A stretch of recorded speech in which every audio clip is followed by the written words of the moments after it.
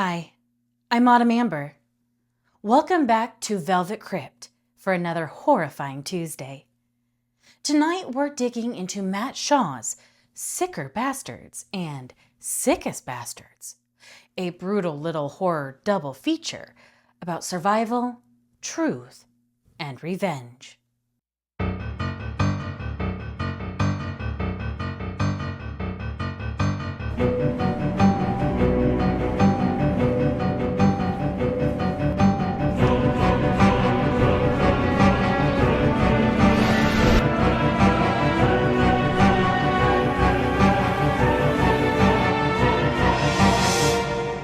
Welcome to the Velvet Crypt. If your taste in horror runs toward the bloody and deeply dysfunctional, buckle up. This one doesn't pull punches. Content warning: graphic gore, cannibalism, incest, sexual violence, and strong language. It's a sequel review, so expect spoilers. If any of that's a hard no for you, this is where you could step away. If you're still here, consider yourself warned. You can find these as paperback and digital copy, ebook.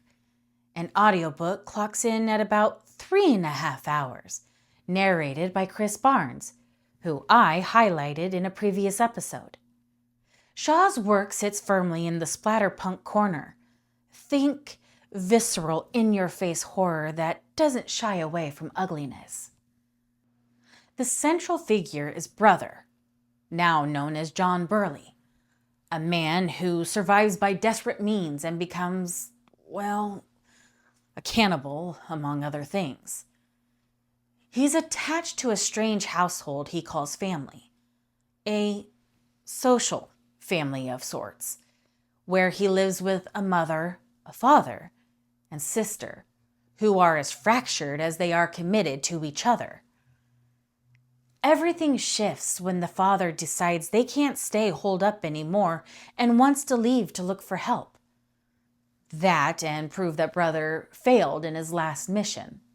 What begins as a tale of staying alive quickly peels back to reveal a portrait of delusion, a collapsing family unit, and a man pursuing a very personal brand of revenge.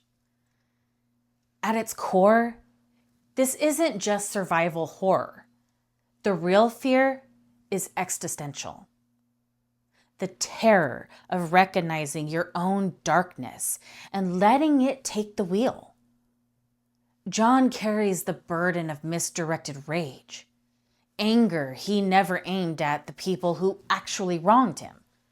That festering guilt becomes a target for the horror to poke at, over and over, until there's nothing left to defend. The book's escalation is relentless. Shaw pushes the story from a brutal homebound breakdown into a full descent into madness. We watch the family erode through death and betrayal. Then the narrative keeps doubling back, contrasting John's memories and fantasies with a harsher reality. By the end of Sicker Bastards, and even more so in Sickest Bastards, reality is a funhouse mirror, distorted, violent, and tragic. If you relish watching a character's psyche disintegrate, this will satisfy that particular appetite. The Asylum. One of the most interesting layers here is how Shaw uses experimental or social family and the real family to reflect each other. Isolation comes in many forms: physical seclusion, emotional abandonment, and self-imposed isolation of delusion. John's enforced separation from his biological father is complicated by his attachment to the Ersatz family. Their dynamics give him a perverse sense of purpose and belonging. His anger towards his father becomes a twisted source of strength that propels him into confrontation. After he does something irreversible to the mother figure in that makeshift home, he's left alone with the consequences and shocking clarity of what he's done. Yet, he still seeks her out later to satisfy his hunger.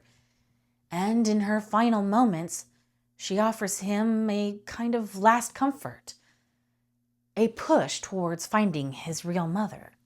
That exchange is awful and intimate.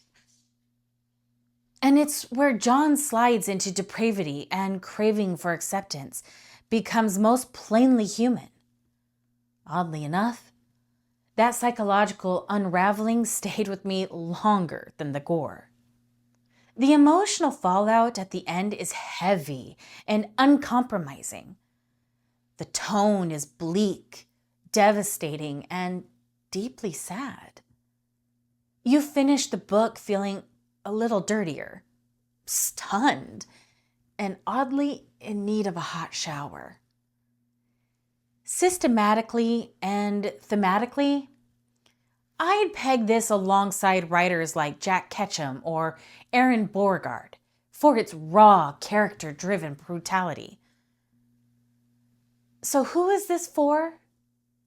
If you love extreme gore paired with twisted, intimate family dynamics, and you don't mind morally ambiguity smeared in blood, Sicker Bastards and Sickest Bastards are worth your time.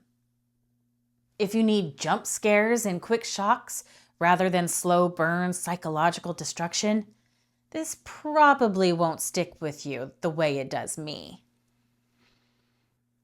Overall rating, I give it a 9 out of 10. Grim, effective, and memorable for the wrong reasons. If you enjoyed this review, go ahead and like, subscribe, and toll the bell. Want to keep talking about horror and dark romance after the lights go out? Join our Discord, links down below. Until next time, Night Owls of the Velvet Crypt, stay curious, stay careful, and good night.